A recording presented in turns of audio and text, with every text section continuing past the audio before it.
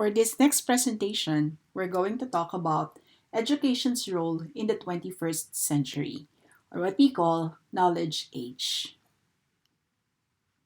In the knowledge age, brain power replaces brawn power. Brawn power means the power or the energy of people to come up with something, or it means the use of muscles. And mechanical horsepower or the power of the machine to come up with a product is giving way to the electronic hertz power. When we say electronic hertz power, this is the power given to, the satellite in order for us to uh, strengthen communication. Okay, so achieving education's goals in our times is shaped by the increasingly powerful technologies we have for communicating, collaborating, and learning. And learning assumes a central role throughout our life. So let's move on and look at what is education's role in the 21st century. First, take a look at that one. We still have books. It doesn't mean that we're not getting rid of books. We still need some books. But the thing is, aside from books, we have more tools that will help us to acquire more knowledge and skills. So the first is contributing to work and society. To be a productive contributor to society in our 21st century, you need to be able to quickly learn the core content of a field knowledge while also mastering a broad portfolio of essential learning like innovation, technology, and career skills needed for work and life. And when you apply these skills to today's knowledge and innovation work, you are participating in a global network. For example, a product might be designed in California, manufactured in China, and assembled in South Korea, and sold in chain stores in cities across the world.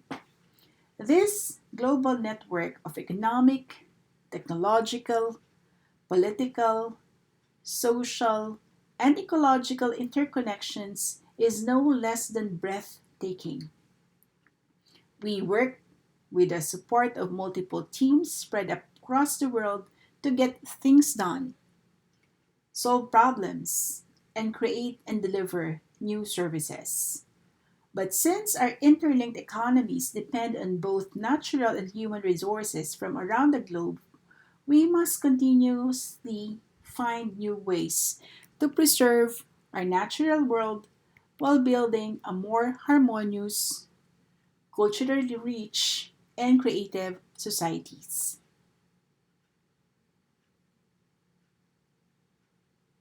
Next, fulfilling personal talents. With only 77% of the world's school aged children currently in school, we have a long way to go to reach universal access to basic education. But countries are stepping up in their investments in education as an economic imperative, and as a result, more students are gaining more opportunities to develop their talents. Today, nearly 2 billion cell phones are in use around the world, and access to the internet is rapidly increasing in schools, homes, community centers, and internet cafes worldwide. This is providing even more opportunities to learn and develop new skills.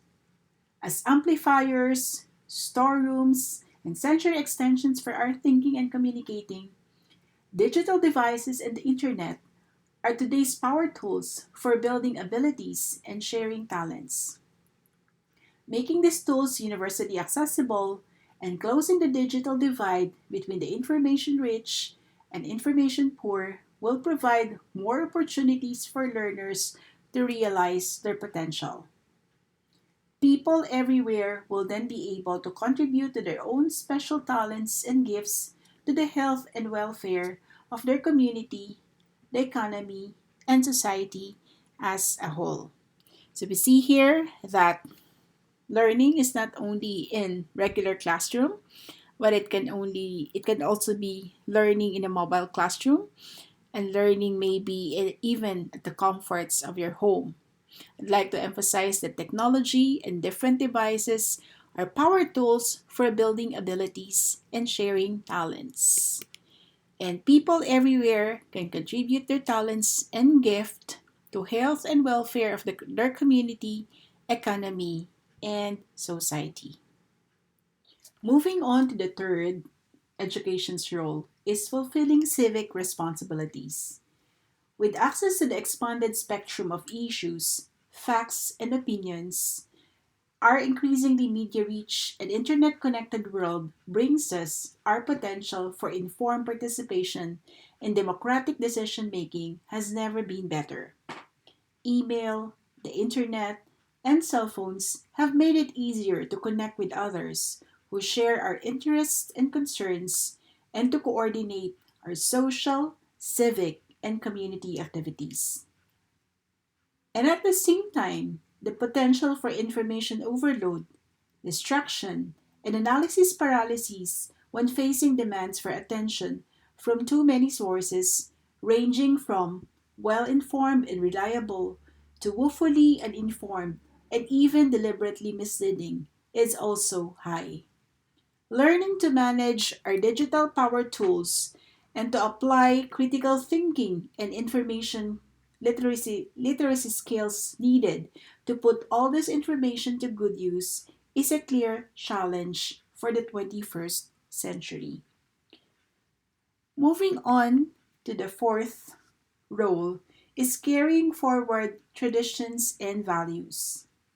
Learning the core principles and traditions of a field of knowledge and blending this with the new knowledge and practices of other fields to invent and introduce new knowledge, new services, and new products will be a high demand skill set in the 21st century. Increased mobility, immigration, intermarriage, and access to job opportunities worldwide have led to another kind of blending and mixing communities across the globe are becoming even more culturally diverse. Though this diversity has brought vitality and richness to our communities, differences between traditional culture and modern values are still troubling source of tension in the world. The 21st century challenge for each of us is to build and maintain our own identity from our given traditions and from the wide variety of traditions all around us.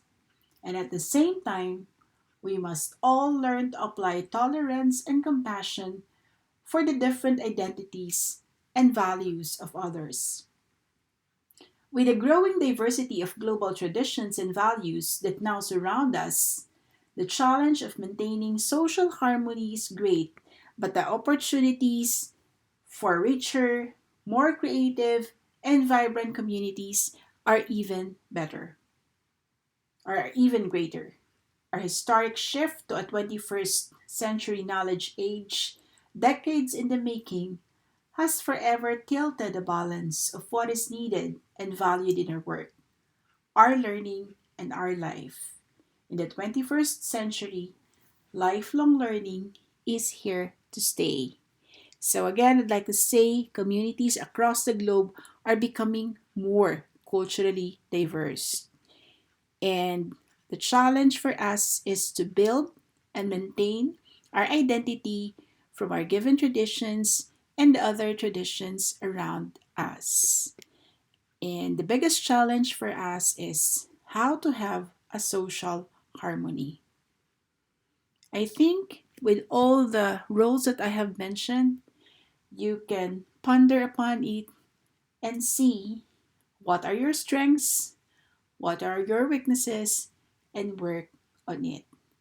So, again, if you have questions, we'll talk about that in our online class. See you then, and thank you.